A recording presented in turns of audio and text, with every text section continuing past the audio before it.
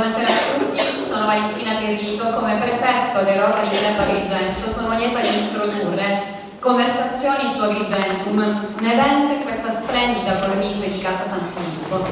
Il Rotary Club Agrigento torna a presentarsi e ad aprirsi all'esterno, mettendosi al servizio della comunità dopo la serata splendida di note balli sotto le stelle, che è stata pienamente condivisa e largamente partecipata dalla nostra cittadinanza.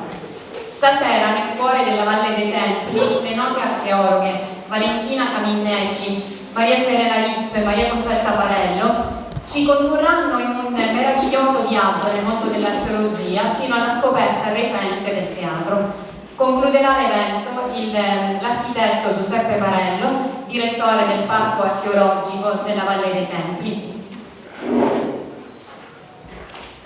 A seguire avremo il piacere di intrattenervi con delle tipiche degustazioni siciliane, greche e romane all'esterno. Il Rotary Club Agrigento e il club dell'Aria Astragas ringraziano la direzione del parco per la disponibilità e per l'impegno profusi. Ringraziamo per la presenza anche i presidenti dell'Aria Astragas, in particolare il presidente del Rotary Club Aragona, professore Carmelo Sciortino, il presidente del Rotary Club di Canicattì, dottore Rosario Pascale, il presidente del Rotary Club di Licata, dottore Marco Giuliana, e il presidente del Rotary Club di Rivera, dottor Serafino Mazzotta. Lascio la parola al presidente del Rotary Club Agrigento, Francesco Vitellaro.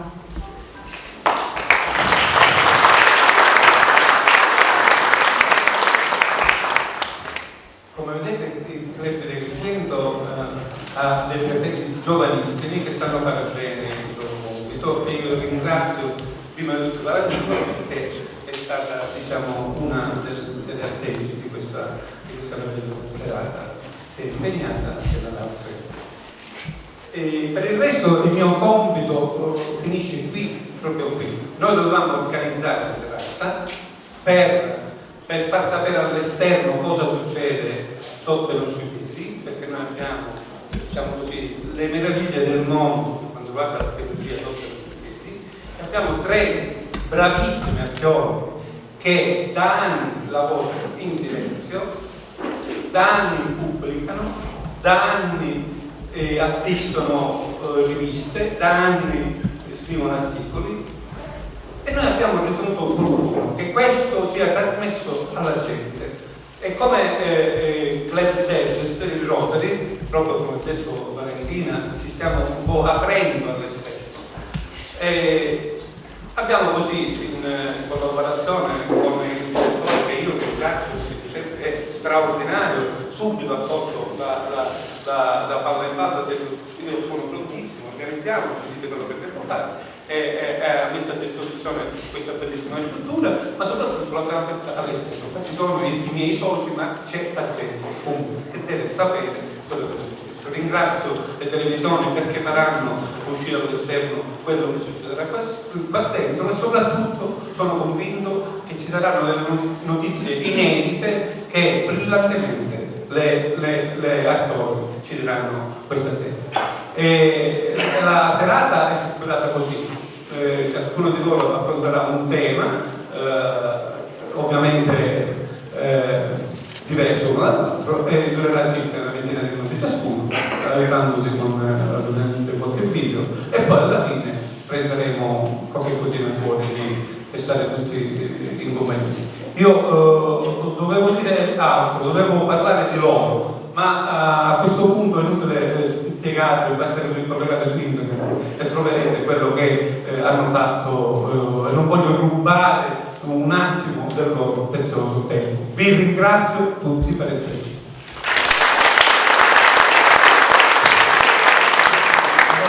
Mi pare che inizia Valentina Caminneci, noi ci spostiamo per proietterà qualche cosa, vero?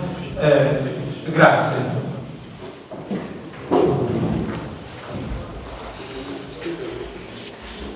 Benissimo, grazie. Grazie. Si può accomodare così, grazie. Diremo quel video perché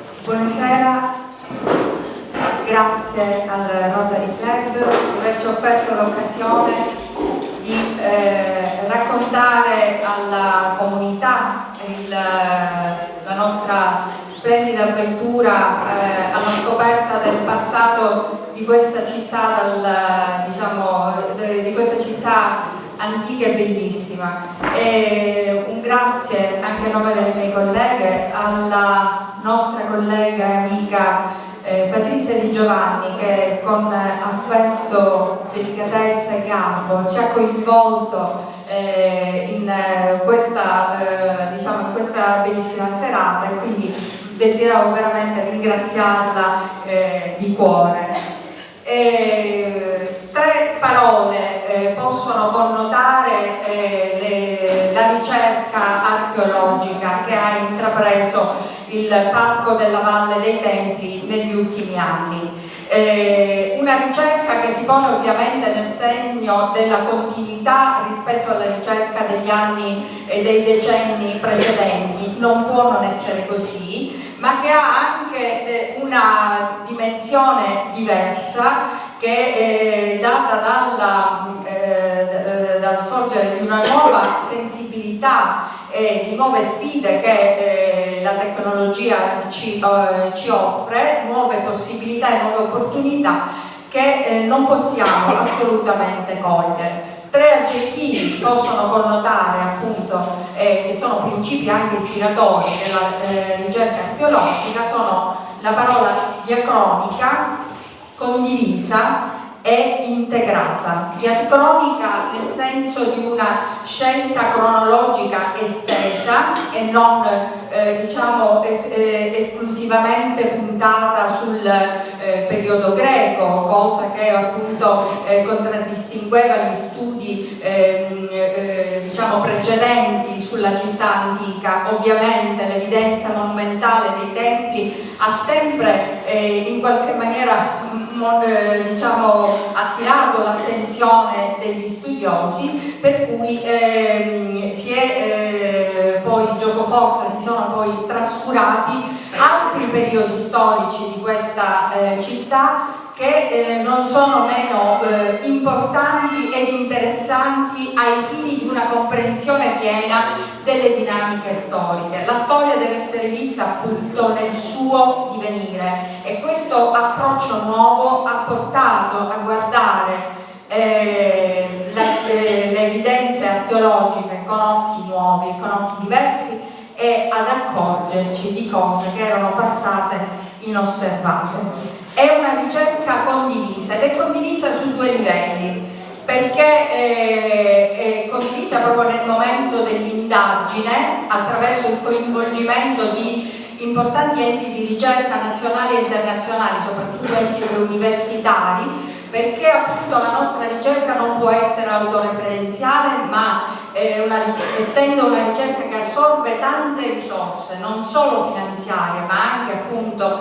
soprattutto intellettuali, c'è la necessità di un coinvolgimento pieno di tante professionalità e quindi del supporto dinamico di altri enti di ricerca. E poi ancora la condivisione si esprime anche con l'apertura totale, appunto gli open data, cioè i dati aperti, i dati disponibili a tutti, quindi la divulgazione piena dei risultati conseguiti dalla ricerca scientifica, fatto assolutamente nuovo e che coinvolge tutta la comunità prima locale e poi nazionale e internazionale. Ricordiamoci appunto che la Valle dei Templi è patrimonio dell'umanità, nella condivisione piena di tutti appunto i risultati della ricerca. Una ricerca scientifica che è anche integrata, cioè integrata dall'apporto fruttuoso, proficuo di tante altre discipline, le discipline scientifiche anche l'apporto della tecnologia che fornisce nuove chiavi di lettura rispetto ad un approccio esclusivamente umanistico che contraddistingueva appunto la ricerca negli anni passati. Uno degli aspetti più importanti appunto di questa condivisione sta nella apertura appunto alla comunità, quindi con diciamo le attività, le visite a cantiere aperte o l'attività didattica, l'alternanza scuola-lavoro, che ha visto il coinvolgimento dell'utenza e soprattutto degli studenti proprio nelle fasi operative della ricerca. Quindi una nuova dimensione partecipata del patrimonio culturale che davvero è patris munus, cioè dono dei padri, quindi è davvero un possesso per l'eternità, per tutti. E veniamo a questa dimensione diacronica. Sono da abbandonare ormai le categorie che avevano in qualche maniera contraddistinto la riflessione sul divenire storico delle città classiche, le categorie di apogeo della potenza, splendore, decadenza.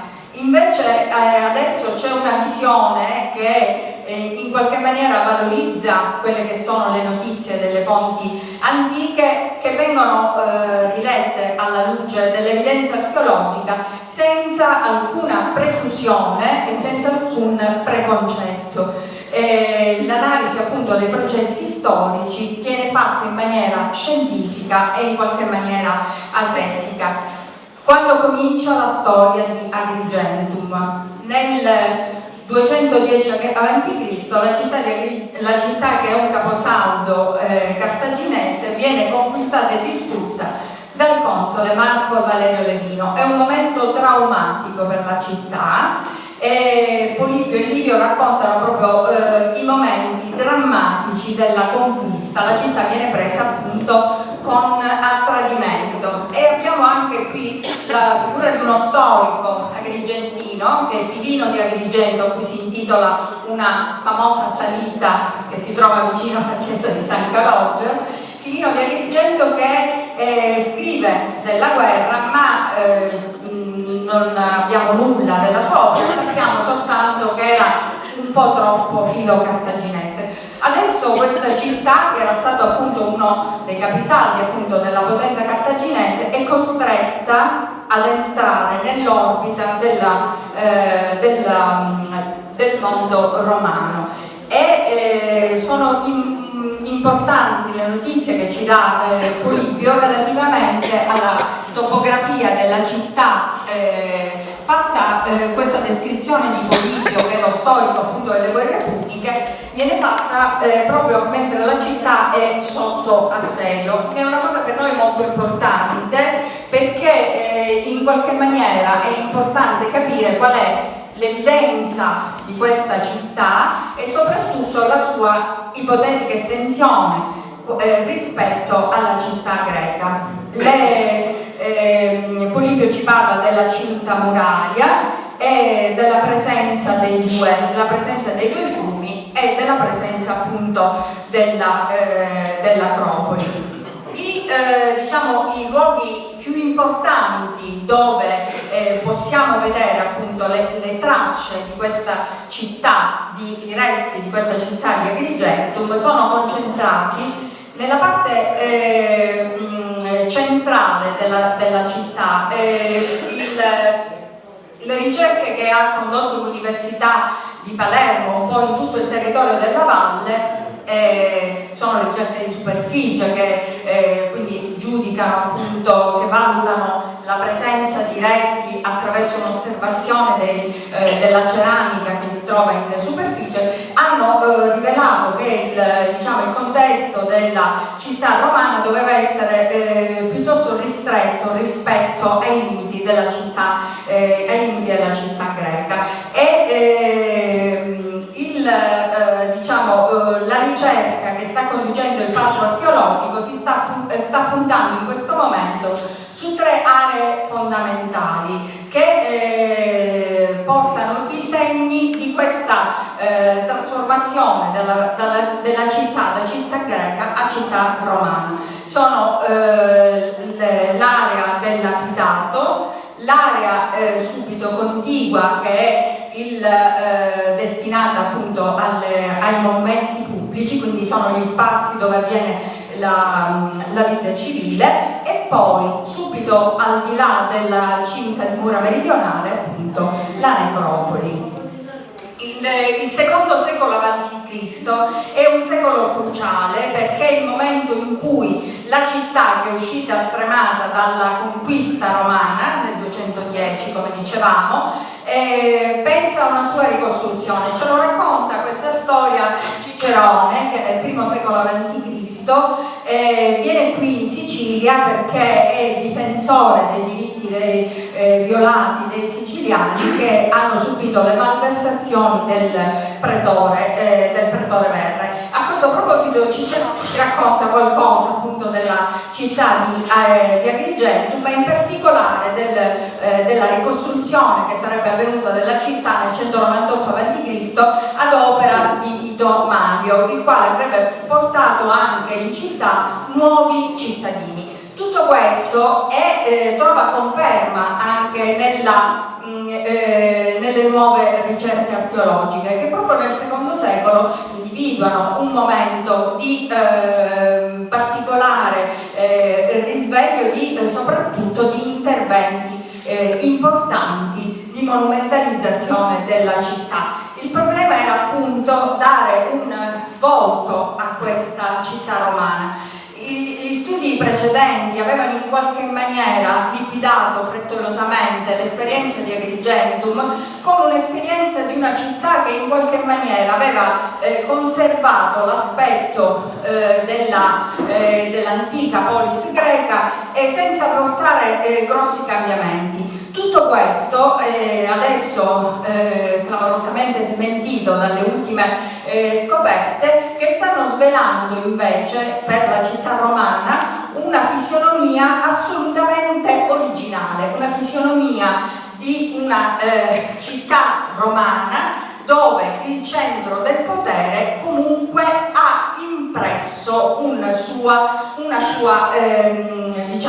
i segni della sua presenza.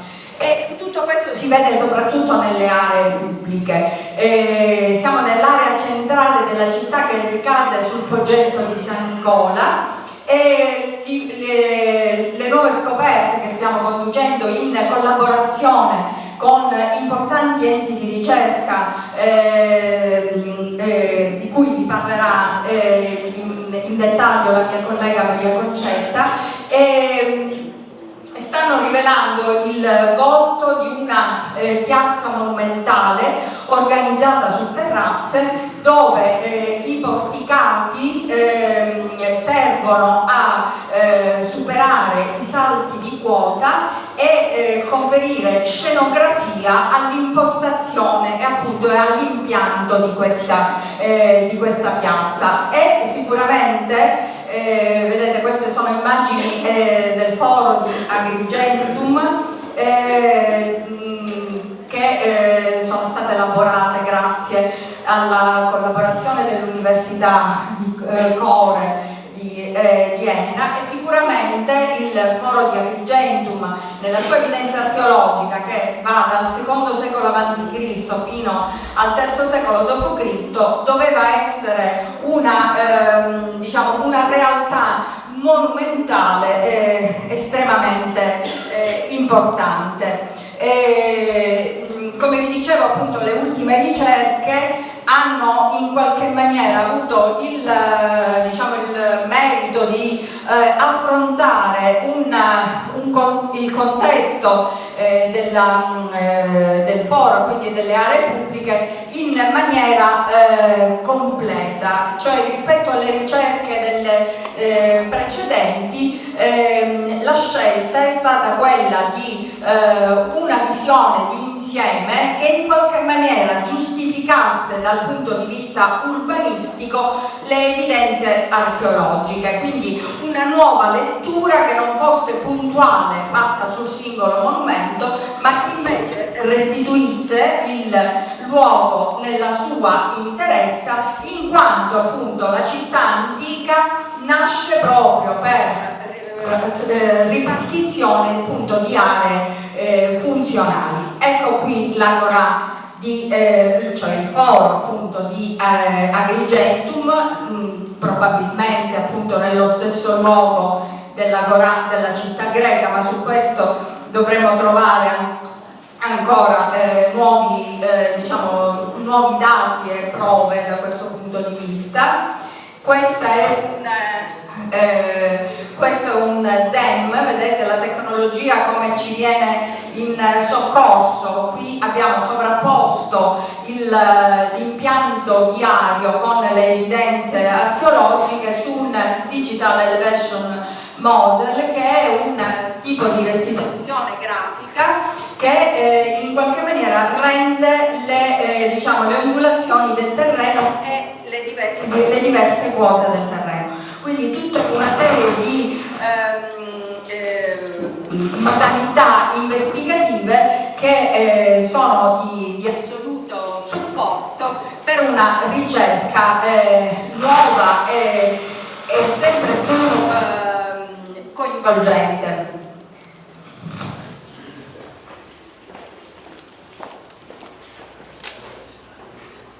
Ecco gli assi stradali che segnano, vabbè, io non serve credo. Ecco gli assi stradali che in qualche maniera inquadrano questo spazio libero dove appunto dovevano sorgere questi edifici, che sono i luoghi più importanti appunto per la città. Uno di questi, probabilmente forse il più antico di questa nuova città, se saranno le nuove indagini che aspettiamo di iniziare a breve, confermeranno il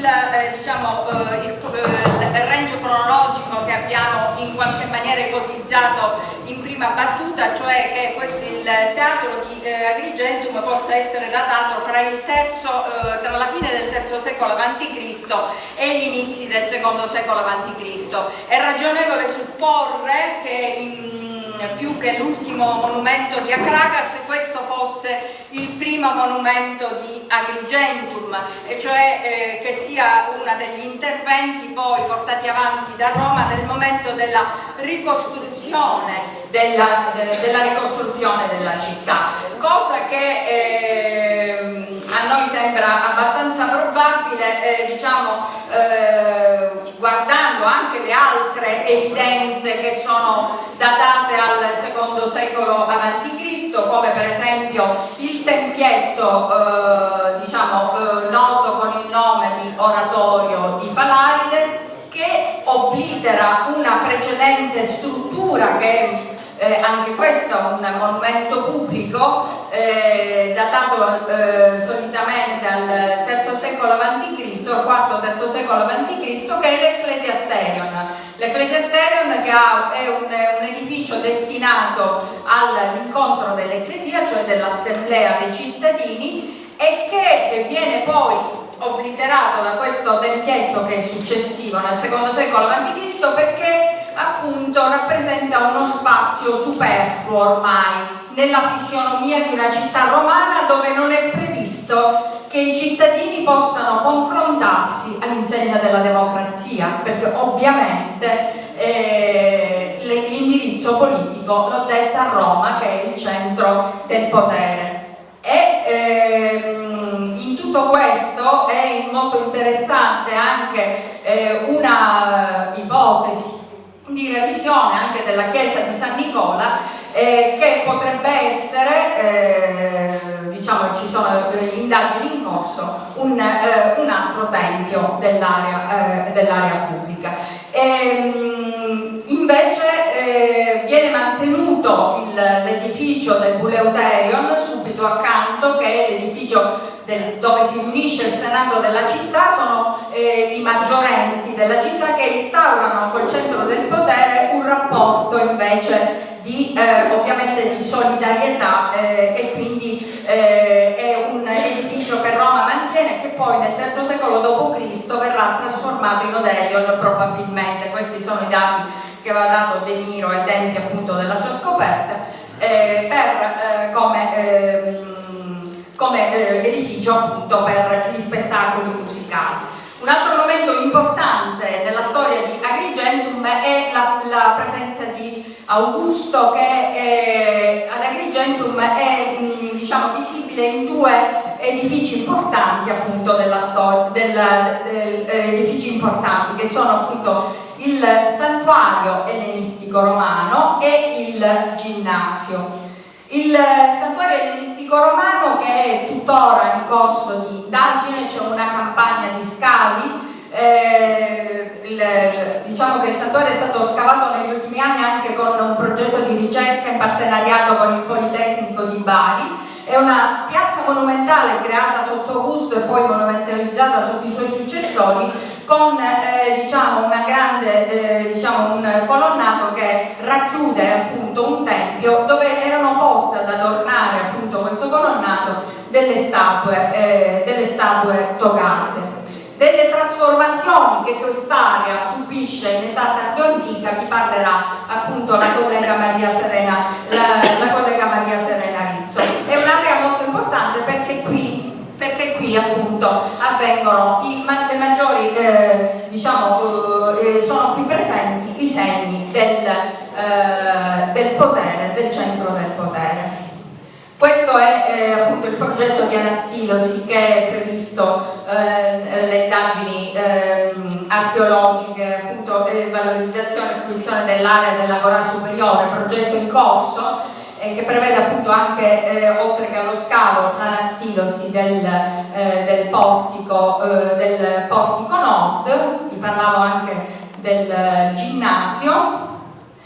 E un altro progetto di ricerca importante riguarda un'altra area fondamentale per lo studio di Agrigentum, che è appunto il quartiere ellenistico romano. Il progetto in corso riguarda le insule, cioè gli isolati, l'insula seconda e poi l'insula quarta, che è in corso di scavo.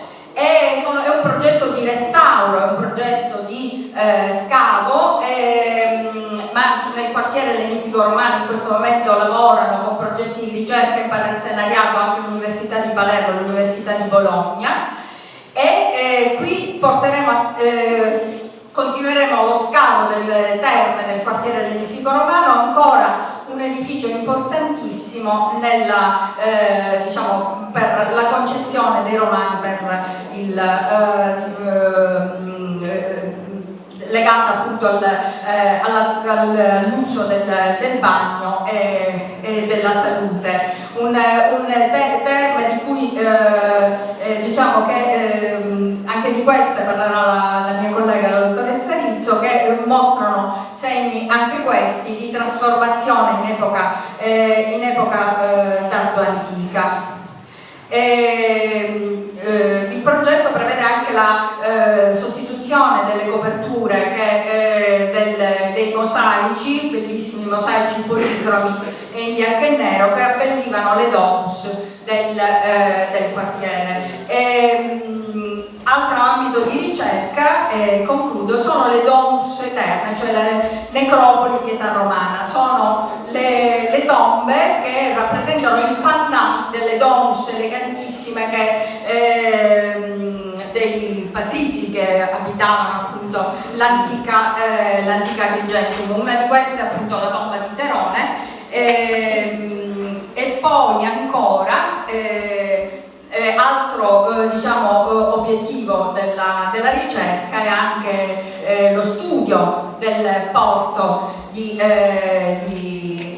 Acragas e quindi di Agrigentum, che è stato identificato alla foce del fiume Acragas, porto importantissimo in età romana, soprattutto perché serviva al commercio dello zolfo, testimoniato da queste tavolette iscritte, che sono delle tavolette di terracotta che venivano poste alla base di cassette che ricevevano lo zolfo fuso, e che servivano ad imprimere il trademark, cioè il marchio di fabbrica appunto dei panetti di zolfo, che poi partivano e venivano esportati attraverso il porto di Agrigentum. Grazie.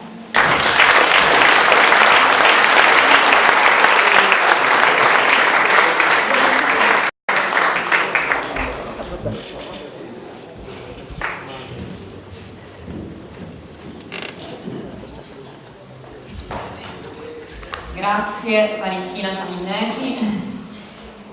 Adesso la parola a Maria Concetta Parello.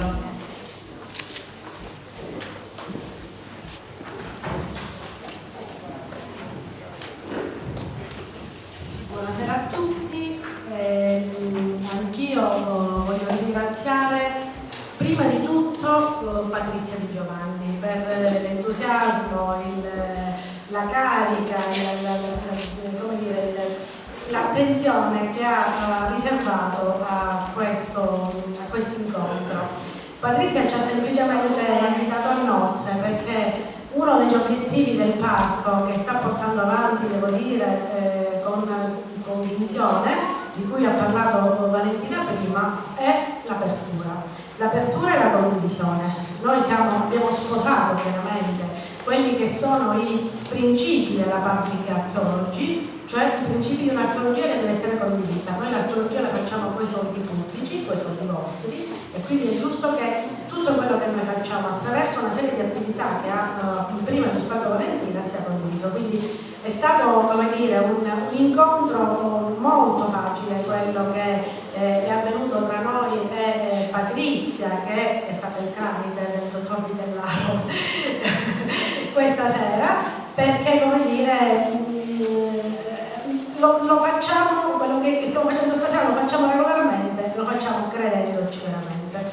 Dopo il discorso introduttivo di Valentina, che ha presentato nelle linee generali quello che è il nostro, devo dire, ambizioso e faticoso progetto di ricerca, nostro del parco e di tutti i partner che ormai lavorano con noi, perché sono veramente tanti. Io adesso entro nel dettaglio presentando uno, diciamo, dei casi di ricerca su cui stiamo lavorando in questo momento, ovvero la ricerca che ha portato al ritrovamento, alla individuazione del famoso teatro.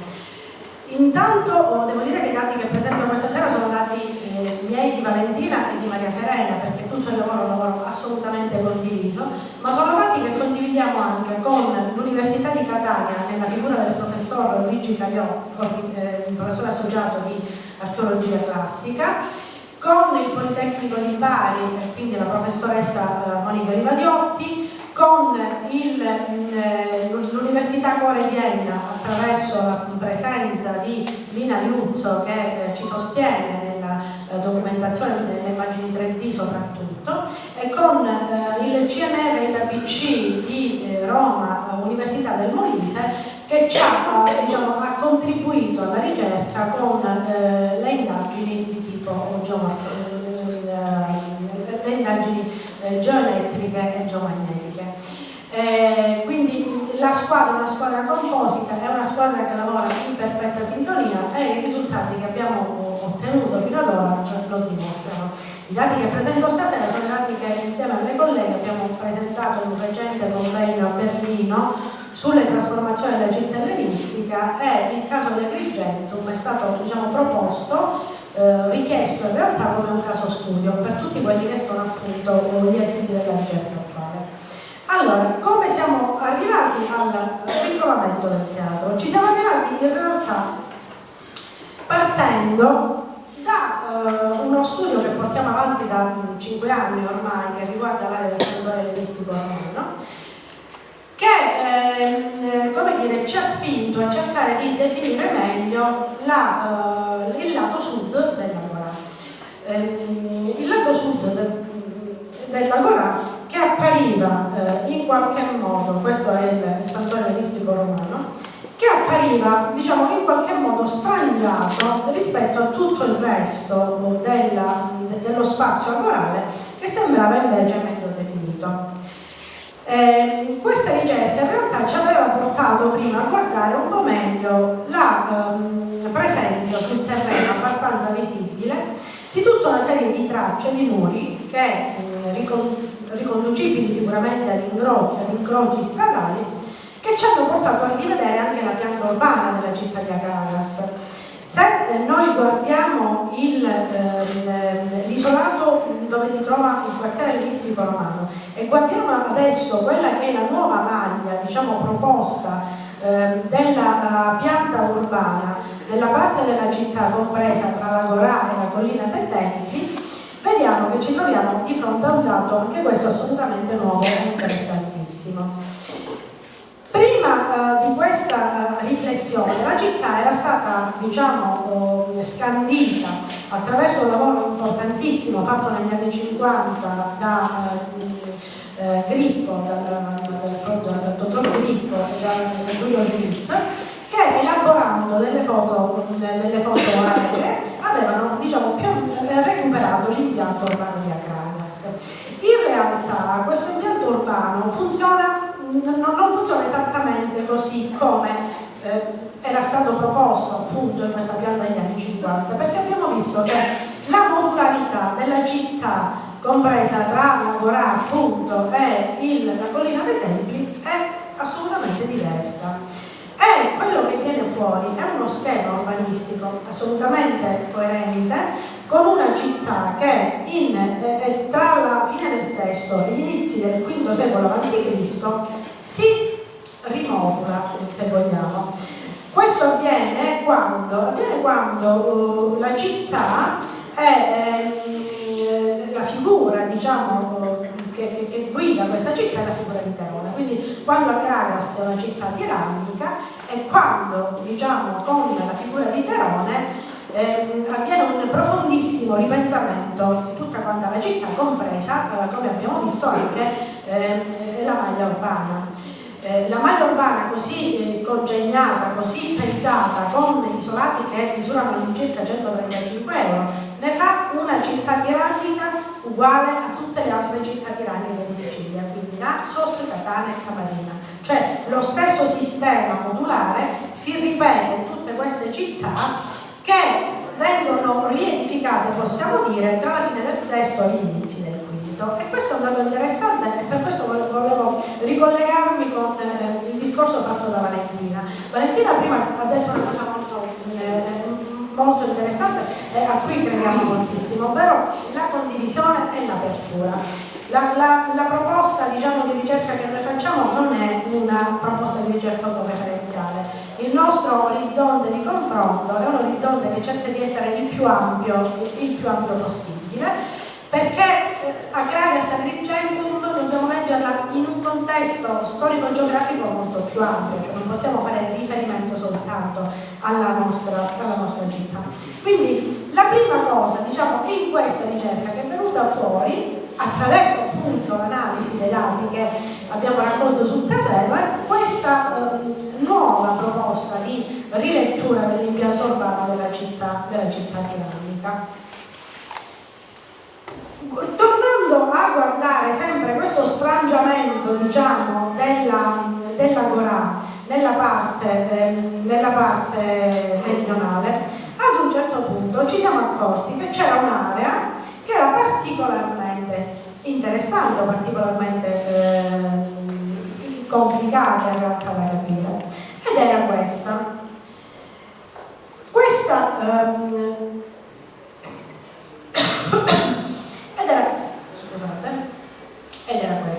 Questa parte presentava una serie di curve di livello stranissime che abbiamo posto all'attenzione del nostro collega geologo del parco in primo luogo e poi gli altri colleghi geologi che collaborano con il parco.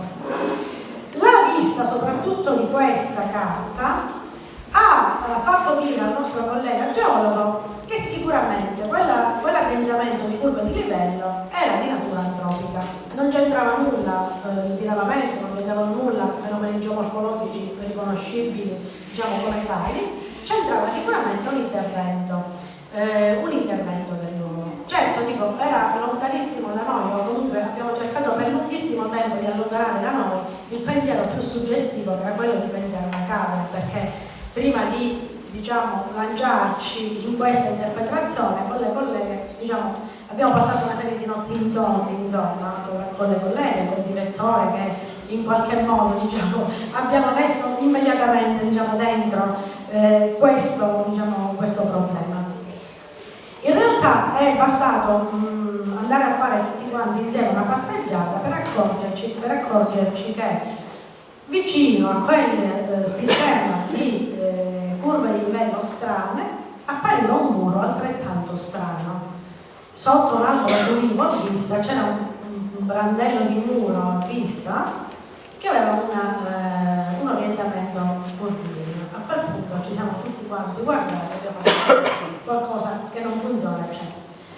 L'unica testimonianza scritta che avevamo in mano e che abbiamo tuttora in mano è una fonte molto tarda, è la fonte di Tommaso Bazzello, il quale nel suo racconto del Rebus Siculis dice di aver visto il teatro dell'Argento e dice anche di averlo visto non lontano da San Nicola. Come dice Valentina Caminneggi, non lontano non vuol dire vicino, non lontano è una litote per dire non è proprio vicino, è vicino ma non è proprio vicino. In realtà questo dato è stato il dato che un po' ci ha spinto ad andare avanti nella ricerca. E la seconda fase della ricerca fu un momento di ricerca ancora non invasiva e nell'area abbiamo realizzato una serie di indagini geoelettriche. A prosecuzione del muro circolare, l'equipe appunto delle CNR e l'ABC ha realizzato queste indagini.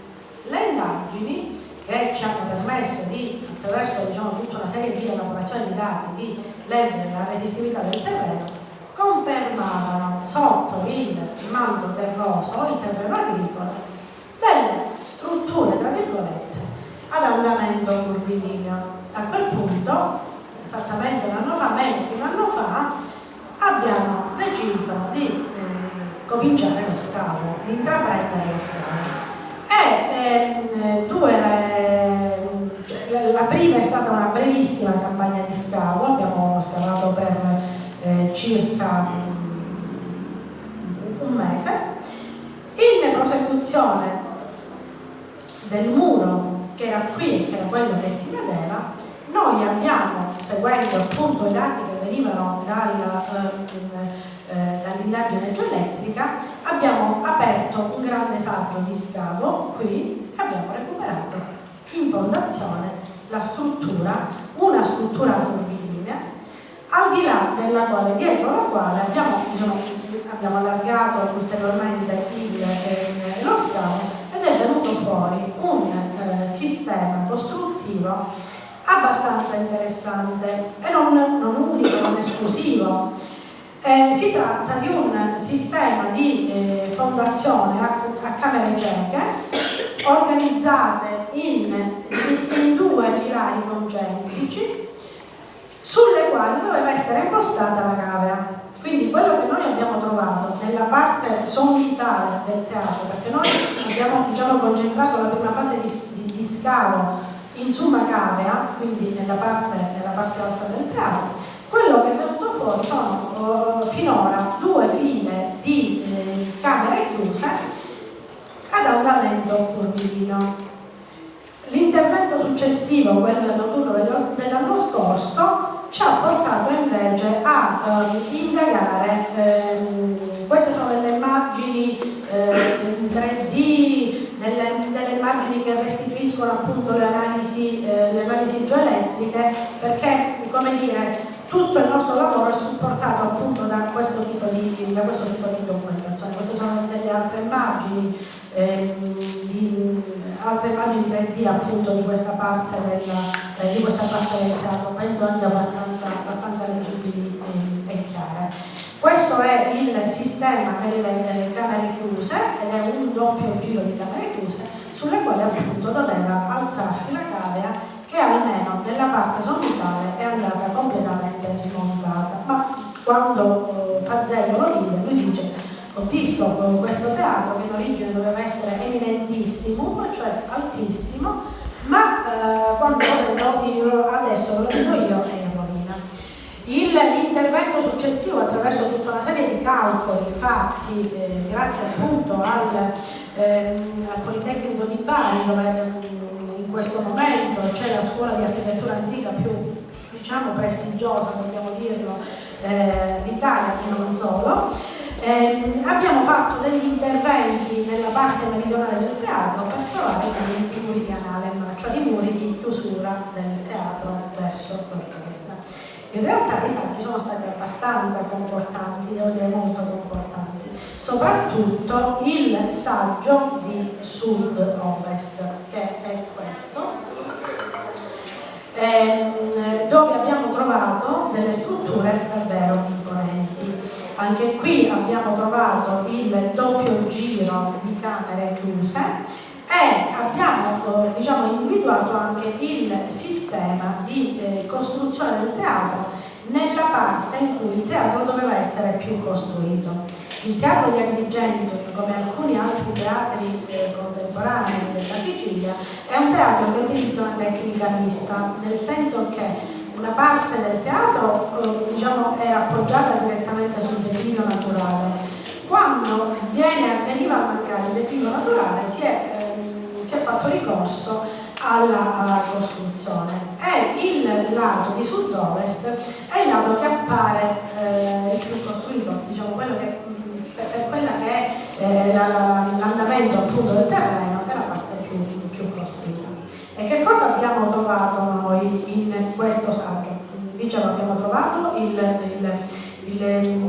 doppio giro di concaverazioni, ma abbiamo trovato anche all'esterno una struttura possente che serviva a rivestire il sistema di concaverazioni, perché queste concaverazioni erano realizzate con in muratura isotopa, ma in buona muratura, riempite poi da terreno sterile, e per sostenere soprattutto questo, che era l'angolo probabilmente più importante dal punto di vista della staticità del monumento, hanno realizzato una rifoderatura all'esterno con blocchi solidi veramente possenti, e a questa rifoderatura esterna hanno appoggiato dei contrafforti sia sul lato ovest che sul lato sud. Questo sistema costruttivo è identico a quello di alcuni altri teatri siciliani, per esempio quello di Segesta e di Solunto, ed è identico a quello che hanno utilizzato ad Atene nel teatro di Dioniso. Il sistema, diciamo, di contrafforti a sostegno delle costruzioni, diciamo, trova dei modelli, dei confronti puntualissimi. Questa è una delle concamerazioni vista all'interno, e questo è quello che diciamo in questo momento noi abbiamo scavato e riconosciuto del teatro. Come siamo arrivati alla datazione del teatro? Valentina ha diciamo, anticipato questo tema. La datazione che noi abbiamo del teatro l'abbiamo perché abbiamo indagato una piccolissima parte della fossa di fondazione, dalla quale provengono questi materiali, e sono materiali che si datano tra la fine del terzo e gli inizi del secondo secolo. Questi materiali quindi ci danno il terminus post quem, quindi il teatro è stato sicuramente costruito dopo questo lasso di tempo, e noi siamo molto convinti del fatto che questo sia il teatro voluto dalla città in un momento in cui la città subisce una potente riconfigurazione urbana che noi adesso leggiamo chiaramente e distintamente nell'area del lavoro.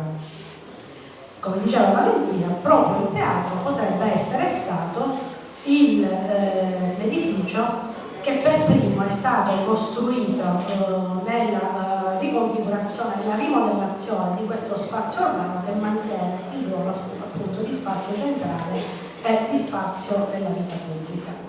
Altro dato estremamente interessante momento l'attenzione, diciamo, a livello scientifico sul Agrigento è veramente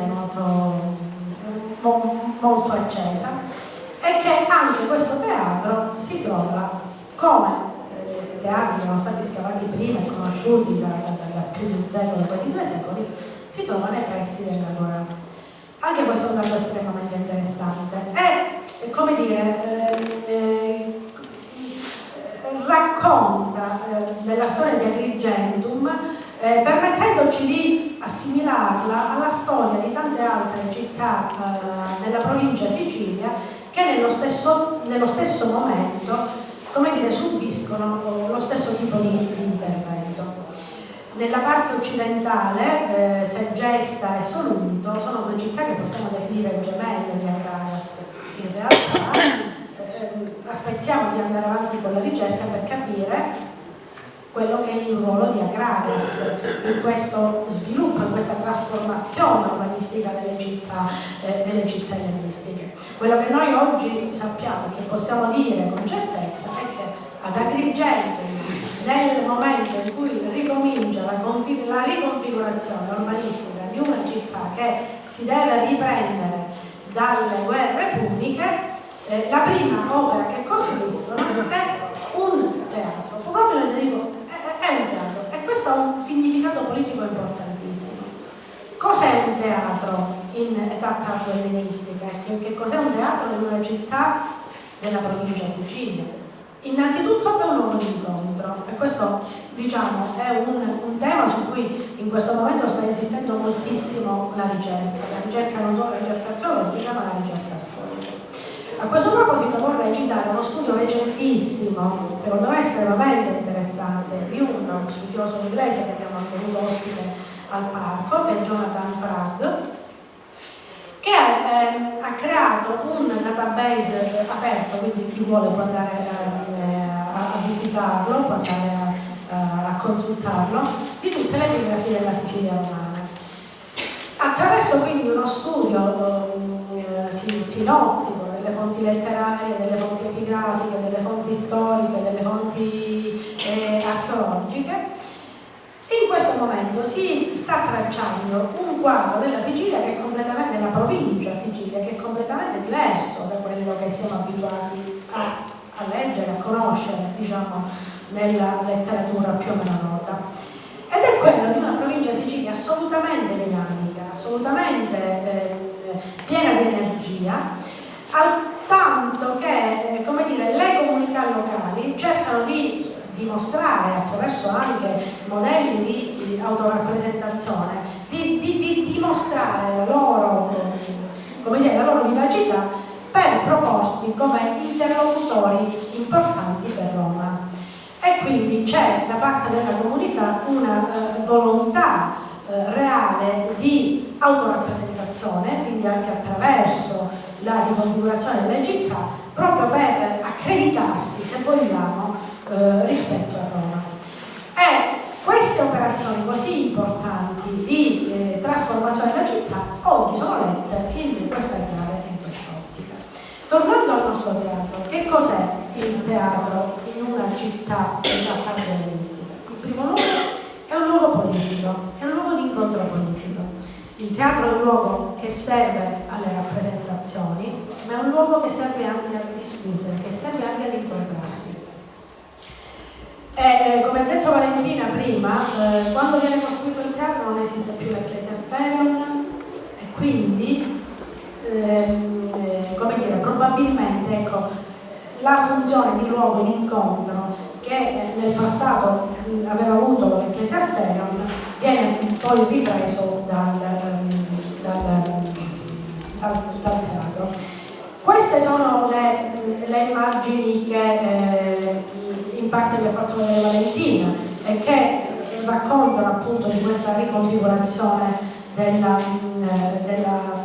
città. E questi sono, diciamo, gli esempi che in Sicilia sono i più vicini dal punto di vista architettonico al nostro teatro. Questo è il teatro di Segesta e questo è il teatro di Solunto. Entrambi i teatri, che sono entrambi datati al secondo secolo a.C., si presentano nelle tecniche molto molto simili appunto al teatro di Aquiles. Queste sono appunto delle altre immagini e questa è una scheda sinottica di tutti i teatri siciliani, ma anche il nostro teatro che non abbiamo, diciamo, ancora inserito. Abbiamo fatto questa carta per raccontare un po', diciamo, la storia dei teatri di Sicilia. I teatri di Sicilia sicuramente cominciano ad esistere alla metà del terzo. Il più antico è forse il teatro di Siracusa, anche se adesso c'è tutta una rilettura dei dati di un teatro, del teatro di Cavalli. E come dire, tutta quanta l'architettura teatrale siciliana si sviluppa intorno a due poli storici fondamentali. Uno è il periodo storico tra l'età timo-leontea e l'età ieroniana. È anche quello fu un momento della Sicilia in cui il teatro ebbe questo ruolo di luogo di confronto. Quindi il teatro sicuramente per le rappresentazioni teatrali, ma anche come luogo di confronto e di discussione. Non entro nel merito delle problematiche storiche che, diciamo, portarono alla costruzione di tanti teatri, perché in Sicilia ci sono veramente tanti teatri rispetto a tante altre regioni, diciamo, del Mediterraneo. La seconda fase, che è quella a cui appartiene il nostro teatro, è la fase dell'ulteriore trasformazione dell'isola con la presenza di Roma, in cui la centralità di questo edificio racconta anche la volontà delle comunità locali di rimanere con una precisa e fortissima identità anche nel rapporto, nella relazione con una potenza schiacciante come fu quella di Roma.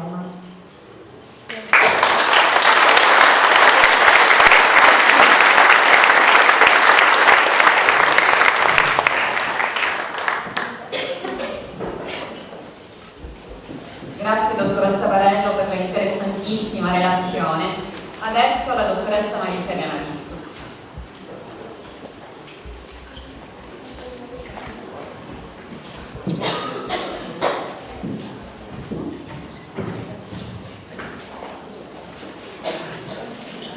Poiché non ho già fatto le mie colleghe, non mi dilungherò molto nei ringraziamenti, anche se voglio comunque anch'io rivolgere un pensiero affettuoso e grato per questa occasione a Patrizia Di Giovanni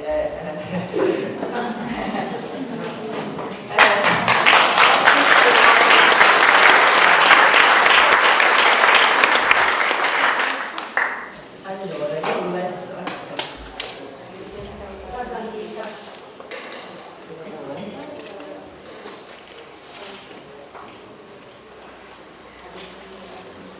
non lo sono perso, scusate. No, lo sai.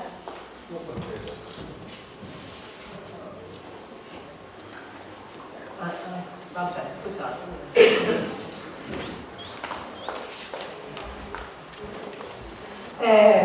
Il tema che è un altro tema di ricerca per noi particolarmente che stiamo perseguendo con particolare interesse e attenzione in questi anni è quello invece del modo in cui la città di Agrigentum si trasforma in un momento cruciale della sua storia, che è quello del periodo tardo antico ed alto medievale.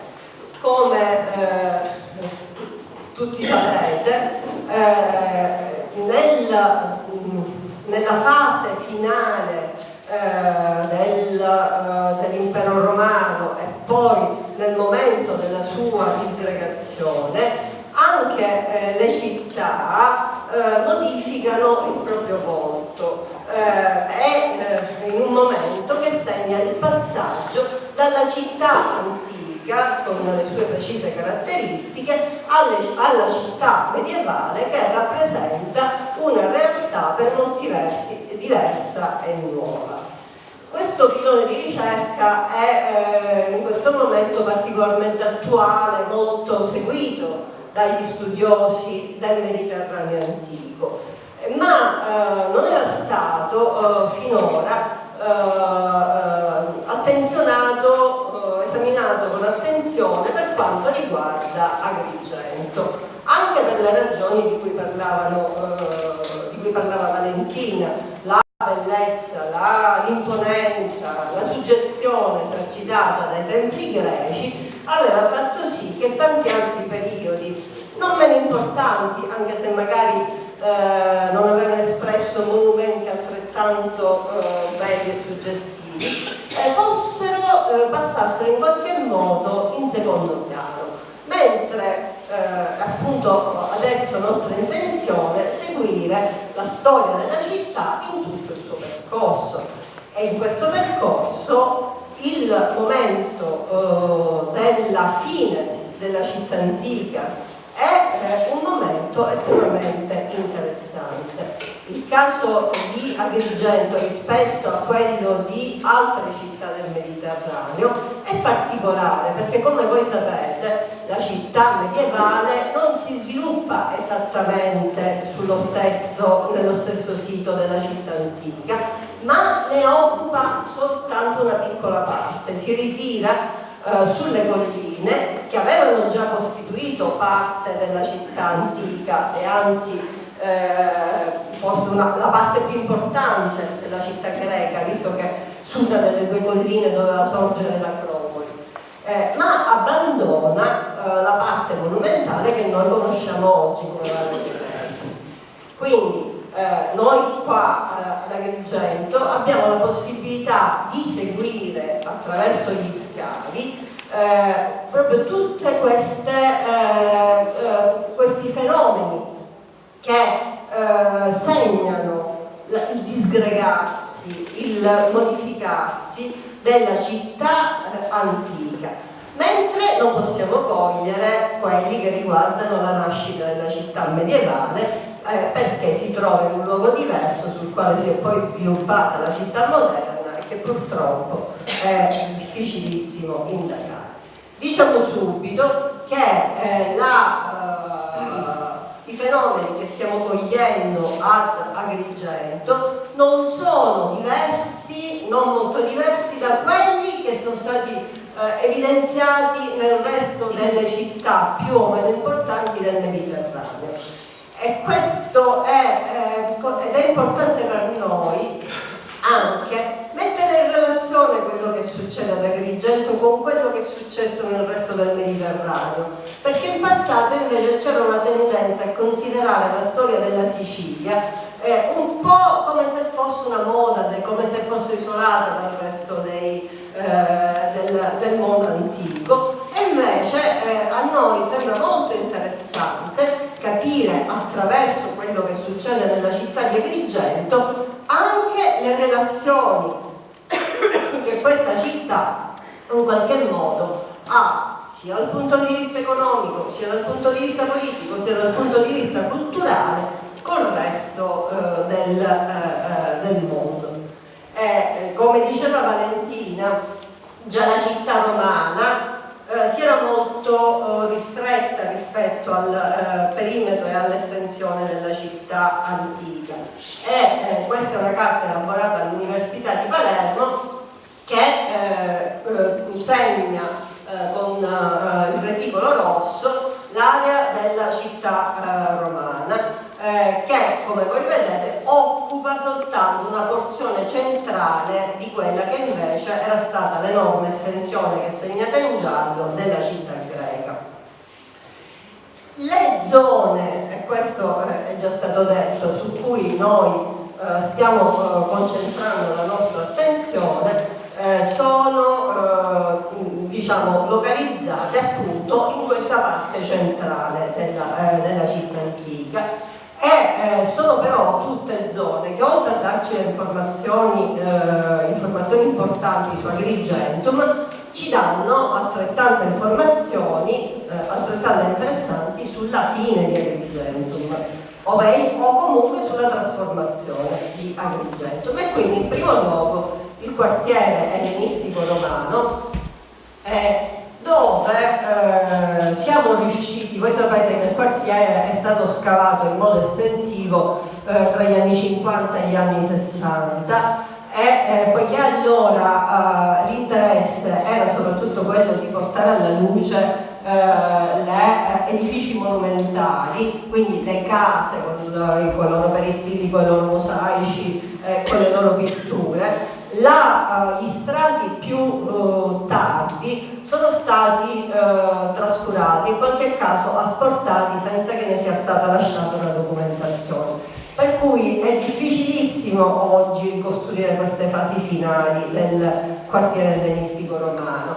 E però attraverso uno studio attento, attraverso saggi di scavo mirati, qualche cosa siamo riusciti a capirla.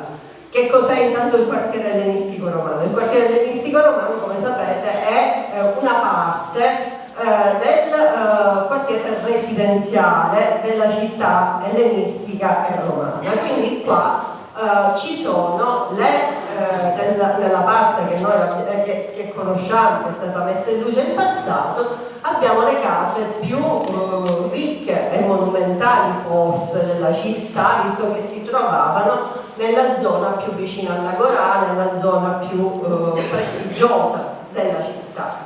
Ad un certo punto quello che avviene è che queste case mostrano i segni di un degrado evidente, quindi per esempio i mosaici si rovinano, non vengono più restaurati, ma magari vengono rattoppati con una gettata di cocciopezto.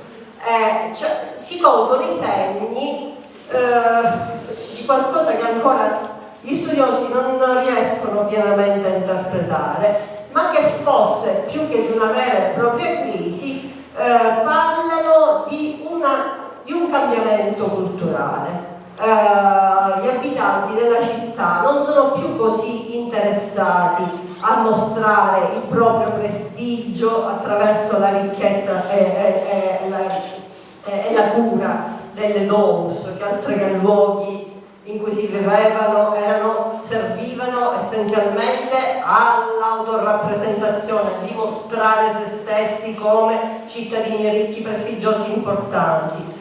Questo probabilmente a un certo punto comincia a non essere più così importante per gli abitanti di Agrigentum come per quelli delle altre città del Mediterraneo, perché cambiano probabilmente i modi, le forme in cui questi cittadini si vogliono manifestare il proprio prestigio, e con la diffusione del cristianesimo probabilmente il modo in cui il cittadino manifesta la propria ricchezza, prestigio e potenza è con opere di bene, quindi costruendo conventi, partecipando alla costruzione di chiese e così via. Quindi forse questi segni della crisi, quelli che vengono letti come segni della crisi, sono almeno in parte i segni di un cambiamento culturale e di un modo nuovo di intendere il vivere insieme, il manifestare il proprio prestigio e anche quindi nel nostro caso il modo nuovo e diverso in cui viene inteso l'abitare, il luogo in cui si abita. Subito dopo, presto, un fenomeno evidente che magari, io non so se voi conoscete il quartiere, magari qualche volta vi sarà capitato di chiedervi: ma queste casse, queste tombe, cosa ci fanno in una zona di abitato? Perché quello che a un certo punto succede è che le case vengono occupate, almeno alcune stanze delle case vengono occupate da tombe. Ne vedete alcuni esempi qua, e questi puntini rossi che vedete sulla planimetria sono una mappatura che è stata condotta delle tombe che si trovano al quartiere. Come sono queste tombe? Di solito sono modo come dire, intensivo l'abitato, ma sono o isolate all'interno di una stanza di una casa o in piccoli gruppi di 3-4 tombe.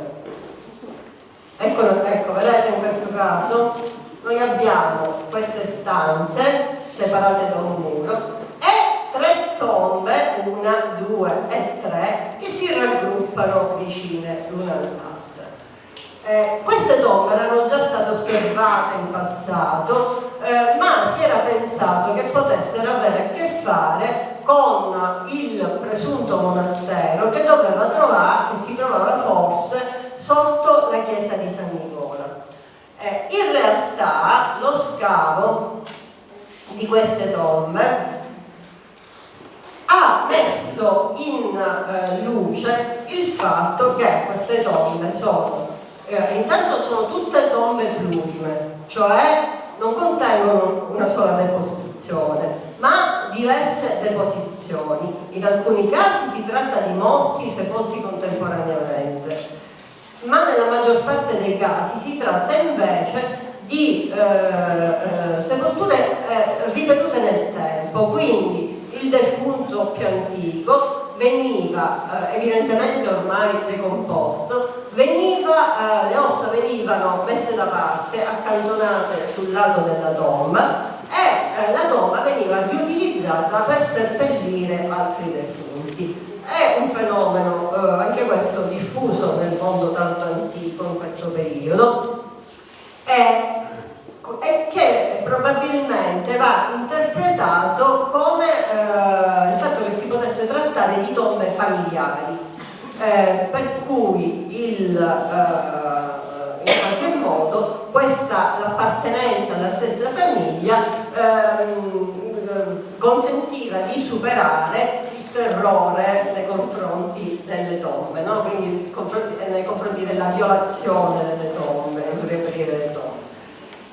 La cosa interessante è che queste tombe contengono sepolture di uomini, donne e bambini, quindi è evidente che non è possibile metterle in relazione con il monastero, ma devono essere con ogni probabilità gruppi di tombe legate probabilmente a nuclei familiari di persone che continuavano, noi pensiamo, fermo restando che non ne abbiamo più le tracce di quello che c'era intorno a queste tombe, perché come vi dicevo sono state asportate durante gli scavi, però pensiamo che sia probabile che queste tombe fossero relative a gruppi familiari che comunque continuavano a vivere nelle vicinanze, quindi alcune stanze delle antiche case per esempio fossero ancora abitate, altre stanze vicine fossero destinate alle sepolture.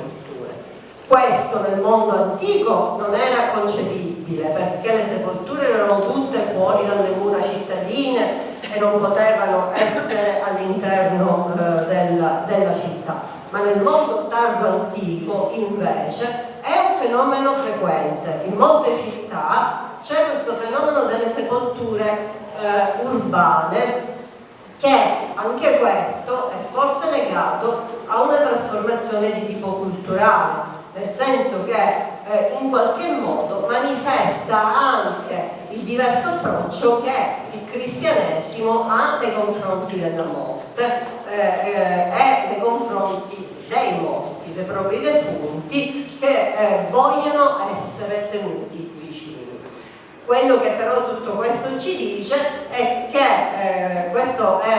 sono i resti di un bambino che aveva intorno al collo una collanina fatta con pelle di vetro e monete forate, delle monete di bronzo che venivano inseforate per essere inserite in queste collanine e che avevano una funzione scaramantica e protettiva, erano una sorta di amuleto che avrebbe dovuto proteggere il bambino.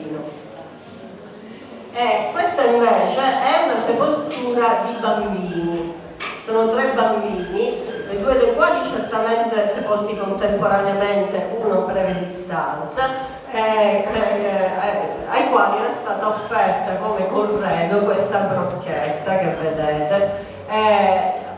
si tratta di una prova del fatto che ovviamente non poteva essere legata questa necropoli non poteva essere connessa con un monastero. Dal quartiere ci vengono anche alcune delle tracce più tarde di occupazione della Valle dei Templi da parte della città.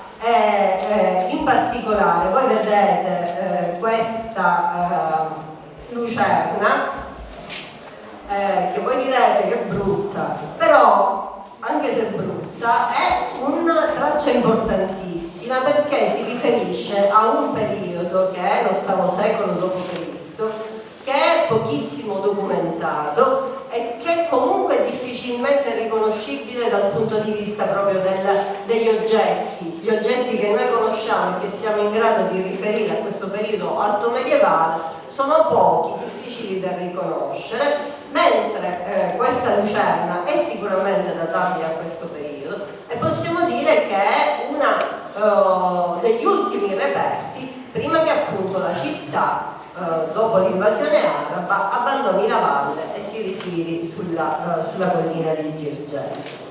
Un'altra area estremamente importante per cogliere queste trasformazioni è, come ci ricordavano le mie colleghe, proprio l'area dell'Agorà, e cioè la grande area di San Nicola, dalla quale, come abbiamo visto, stanno venendo fuori le novità più importanti per la conoscenza della città antica, ma anche novità estremamente importanti sulla città tardo-antica.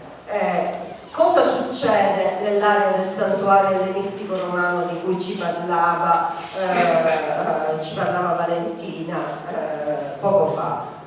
Succede che probabilmente già nel IV secolo d.C. l'edificio, il complesso di piazza e tempio, che costituiva appunto questo settore dell'Agorà noto come santuario ellenistico romano, non viene più utilizzato come tale, perché probabilmente per varie ragioni, una delle quali può essere dovuta proprio al fatto che in questo periodo ci si allontana dai culti tradizionali e soprattutto da quei culti che avevano un valore in qualche modo pubblico, ufficiale, perché probabilmente questo santuario da cui provengono tra l'altro le statue di personaggi togati e doveva essere in qualche modo connesso con un culto che aveva un valore probabilmente ufficiale, di legame con lo Stato romano.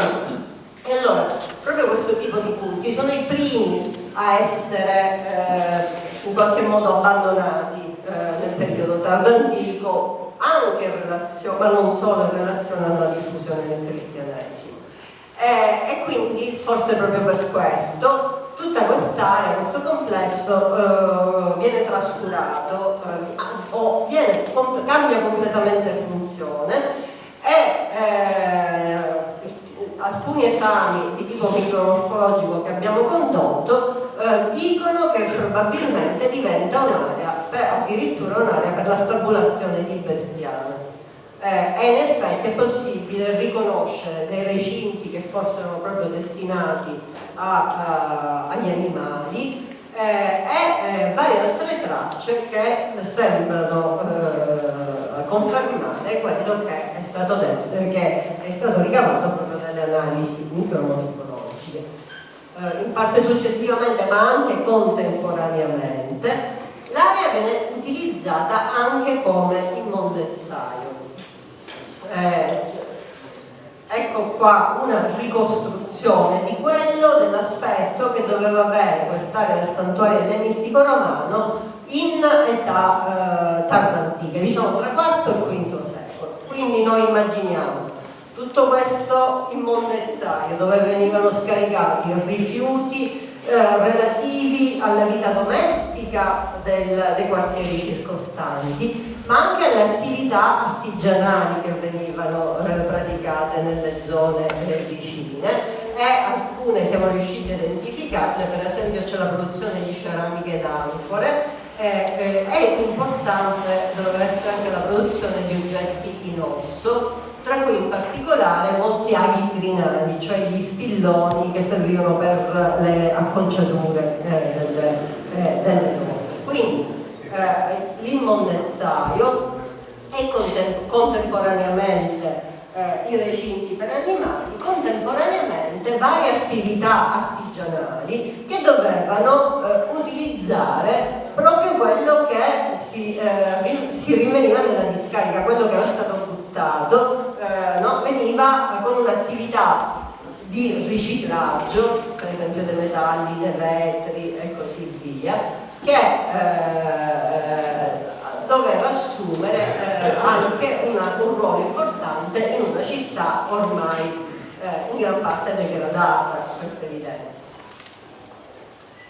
Un'altra area importantissima è ovvio che l'immondezzaio è uno dei luoghi antico, uno dei luoghi privilegiati della ricerca archeologica, perché si dice noi siamo quello che buttiamo. Attraverso lo studio dei rifiuti è possibile ricavare aspetti importantissimi della vita quotidiana, dell'organizzazione sociale, della vita economica, attraverso per esempio le ceramiche che venivano importate e che venivano prodotte localmente. Insomma, lo studio dell'enorme quantità di materiale che noi abbiamo recuperato e continuiamo a recuperare perché lo scavo è in corso da questo immondezzaio è una fonte veramente inesauribile di informazioni per noi sulla città del IV e del V secolo.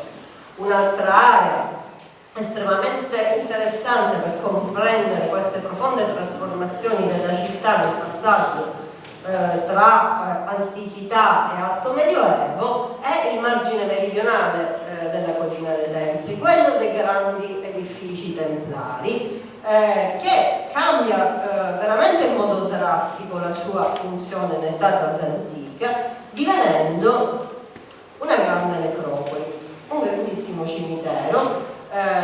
Camminando nella collina lungo la collina dei Templi vi sarà capitato di notare le tombe che si trovano quasi di fronte a Villa Aurea, dall'altro lato della strada.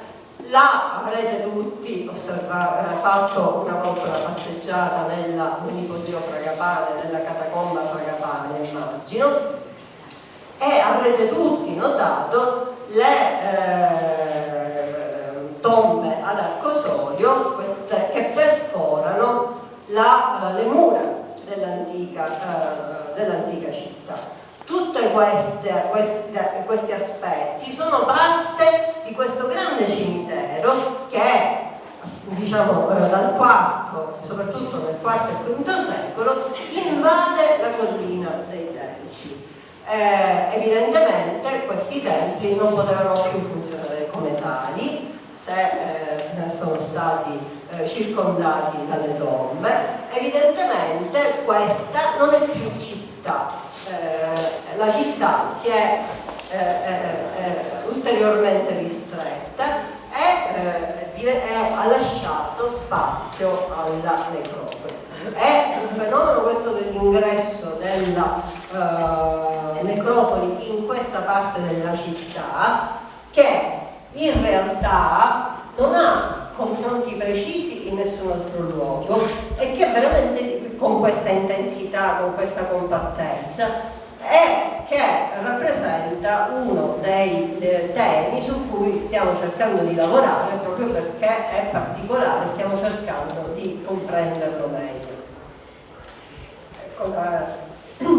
Delle catacombe. Questa è una ricostruzione che in occasione della mostra La Via dei Sepolcri abbiamo chiesto allo studio Inklink di Firenze di fare per noi sui riti che dovevano svolgersi, che immaginiamo dovessero svolgersi all'interno delle catacombe. E che si tratta in questo caso del rito del refrigerium, che è quello del pasto col pasto rituale praticato sulle tombe, nelle vicinanze delle tombe. c'è un'altra zona interessante per lo studio, la comprensione, ma che non conosciamo praticamente, per lo studio e la comprensione della città tardo-antica, che è l'area dove oggi sorge l'Hotel di Latena, da dove provengono alcuni elementi architettonici che sembrano dover essere attribuiti a un edificio basilicale, a una basilica con funzione forse funeraria, e da quest'area proviene un reperto importantissimo, che è questa lastra a basso rilievo con la rappresentazione dell'albero della vita e animali selvatici, vedete, affrontati, che è importantissimo anche per la sua cronologia, perché è stato attribuito ancora già ad un'età, cioè il IX secolo, che potrebbe già vedere la presenza musulmana. Agrigento, voi sapete che è stata conquistata dagli arabi nell'828, e questo ci farebbe pensare che il culto cristiano possa essere continuato nella valle anche dopo la conquista islamica, ma prima non sappiamo in quale relazione cronologica con questa basilica identificata presso San Nicola avviene un altro fenomeno importantissimo, che è quello della trasformazione del Tempio della Concordia in chiesa cristiana. Questo, come voi sapete, che la chiesa, il Tempio della Concordia, deve il suo eccezionale stato di conservazione, l'essere stata trasformata forse alla fine del VI secolo d.C. in chiesa, che secondo la vita del vescovo Gregorio, che racconta la trasformazione, il rito con cui Gregorio avrebbe scacciato i demoni che lo abitavano e riconsacrato la chiesa, è consacrato la chiesa al culto cristiano, sarebbe stata dedicata agli apostoli Pietro e Paolo. La chiesa poi però divenne chiesa di San Gregorio e come tale funzionò fino al Settecento.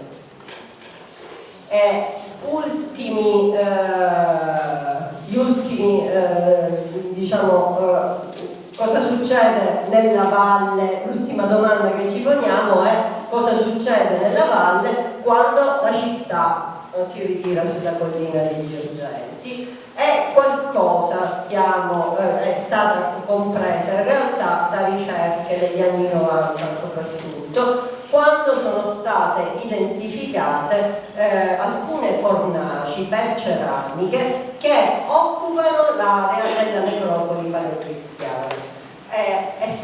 Queste fornaci che sono databili tra la fine dell'età e l'età normanna, e quindi all'XI e XII secolo, producevano soprattutto anfore, ed allora è stato ipotizzato che questa produzione potesse essere legata alle attività agricole, che servisse a immagazzinare i prodotti agricoli che venivano, secondo un'ipotesi, prodotti proprio in connessione col monastero che doveva svilupparsi intorno a questa chiesa di San Gregorio. Quello che è chiaro comunque è che la valle diventa parte del territorio agricolo della città medievale, e la campagna produttiva popolata, punteggiata da queste attività, perché altre fornaci sono note per esempio nell'area del ginnasio di cui si parlava poco fa, diventa area di produzione, mentre la città si sviluppa invece sulla collina di Girgenti, su quella che era stata appunto forse l'acropoli della città greca. E inizia così la sua nuova storia. Vi ringrazio molto.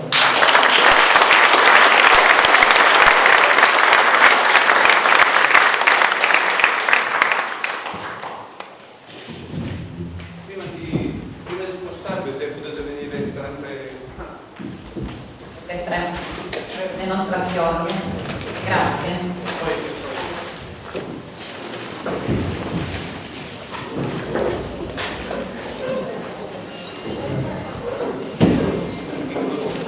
piccolo omaggio che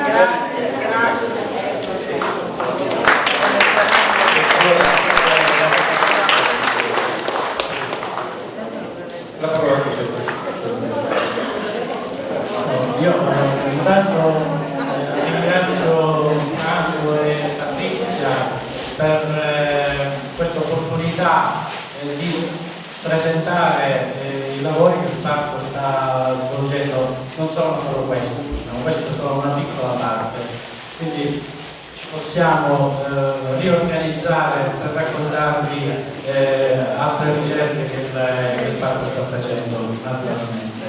Io penso che al di là di tutto la città deve essere orgogliosa di queste professionalità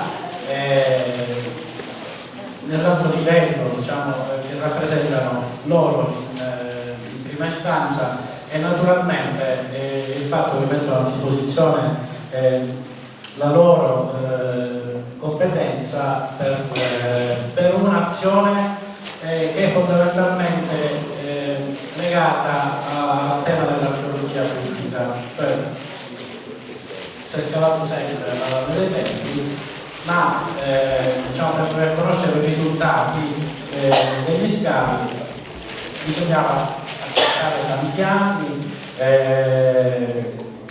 scavavano solo alcune persone, c'era una dimensione diversa. Noi abbiamo deciso in maniera molto netta di cambiare approccio e quindi ricerca che è finalizzata in primo luogo alla diffusione della conoscenza, fermo restando l'alto livello della qualità scientifica della ricerca. Il problema che ci si pone è fondamentalmente come tradurre questo in fruizione, come raccontare questo nuovo libro che sta venendo fuori della città. Ed è un'operazione molto, molto complessa, come potete capire. I social ci danno una grande mano. Un passo ulteriore è quello di realizzare e di trasformare meglio i dati che in questo momento noi inseriamo in un sistema GIS, in un web GIS, per rendere sempre più aperta la possibilità per chiunque voglia accedere ai dati e in questo modo anche contribuire in uno scambio continuo alla ricerca.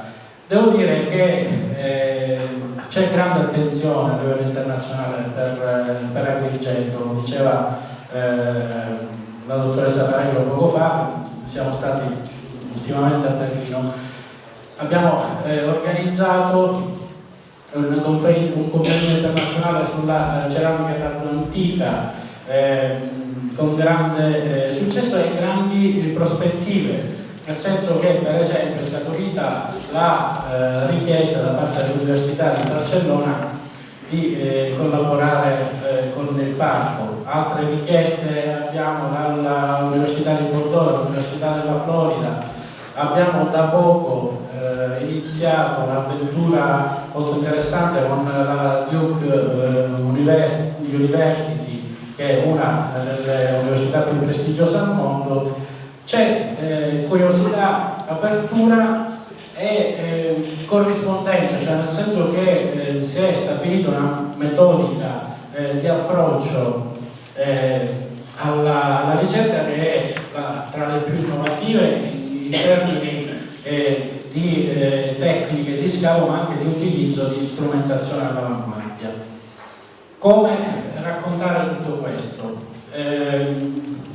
Diciamo, stiamo sperimentando degli approcci progressivi. Per esempio, sulla Agrigento paleocristiana, a partire dalla mostra sulla via dei Sepolcri, si è innestato un processo, diciamo, che adesso è gestito da servizi aggiuntivi per la visita, e quindi chi vuole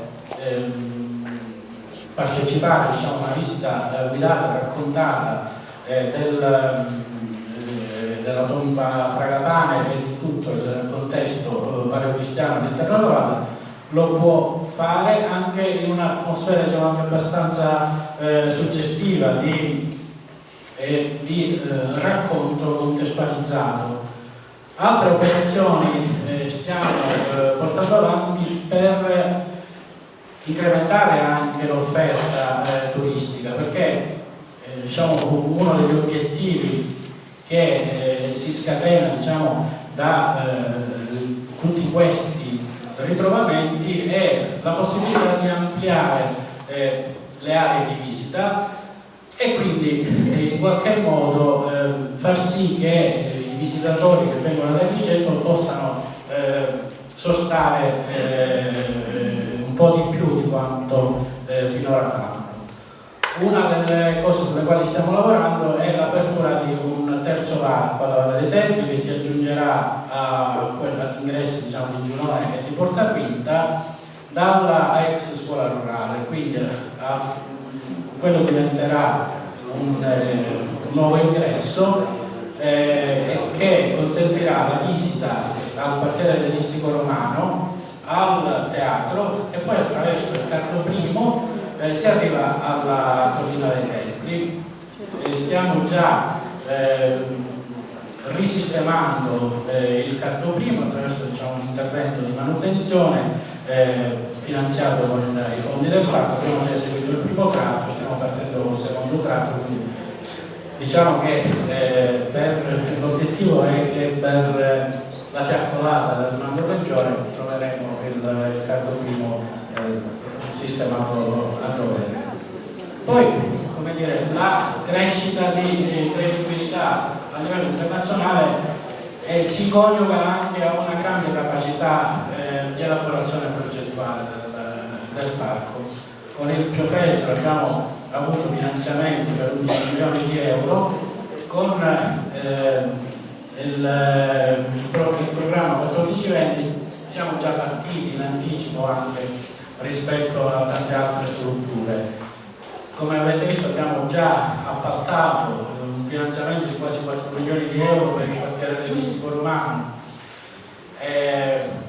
Abbiamo completato il lavoro di musealizzazione, stiamo lavorando al Tempio Romano per un altro finanziamento di 1 milione di euro, un altro finanziamento, questo nostro, diciamo, derivante dall'aumento di visitatori che c'è stato nel 2016, per cui 400.000 euro li abbiamo investiti per il secondo scavo del teatro che dovrebbe partire a giorni, e siamo stati inseriti, aspettiamo solo il materiale decreto di accredito per altri 2 milioni di euro per la prosecuzione dello scavo al teatro all'interno del programma del Patto per il Sud che è stato presentato qua. E devo dire che abbiamo anche, come dire, delle ulteriori aspettative, non so come si realizzeranno. Il presidente Mattarella cui abbiamo raccontato un po' la storia, la ricerca e le prospettive e le strategie del parco, ci ha detto che se l'Italia cominciava a dare segni di ripresa e di risveglio avrebbe avuto un'attenzione per Agrigento. Stiamo vedendo che qualche segno c'è, speriamo che si ricordi come lo vedremo quando che si lo ricordi. Grazie a tutti.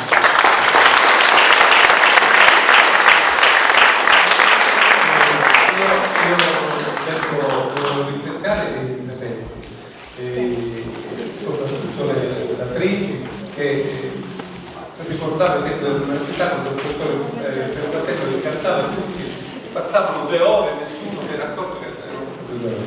Quindi siete stati straordinari e io direi un applauso sempre. Poi noi siamo pronti come pronti a stare prima durante il mio anno o il prossimo anno, ma se durante il mio anno ancora meglio, a fare qualche bellissima iniziativa come questa. Poi prima di andare a prendere qualcosa mi ricordo con questa curiosità, chi è questa Patrizia che ha ringraziato tutti?